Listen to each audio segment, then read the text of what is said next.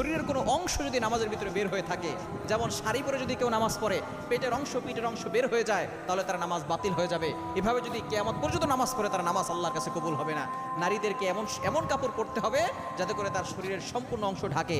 এখন অনেক বড় বড় হিজাব পাওয়া যায়, এই হিজাব পরে যাতে করে শরীরের কোনো অংশ দেখা না যায়। শরীরের অংশ দেখা গেলে তার নামাজ বাতিল হয়ে যাবে। 3 নাম্বার হচ্ছে, কোনো নারী যদি পারফিউম ব্যবহার করে, সুগন্ধি ব্যবহার করে পরপুরুষের সামনে দিয়ে হাঁটে, তাহলে জেনার গুনাহ হবে।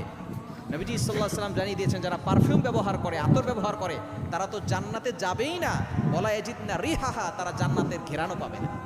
তারা জান্নাতের ঘেরানো পাবে না। যারা সুগন্ধি ব্যবহার করে, অনেক মসজিদে বিশেষ করে জুমা হয়, বিভিন্ন জায়গায় নারীরা নামাজ পড়তে যায়, তখন তারা পারফিউম ব্যবহার করে তারপরে যায়। পুরুষদেরকে আকৃষ্ট করার জন্য, তাদের দিকে অ্যাট্রাকশন বাড়ানোর জন্য যারা সুগন্ধি ব্যবহার করে, তাদের নামাজ আল্লাহ তাআলা কবুল করেন না।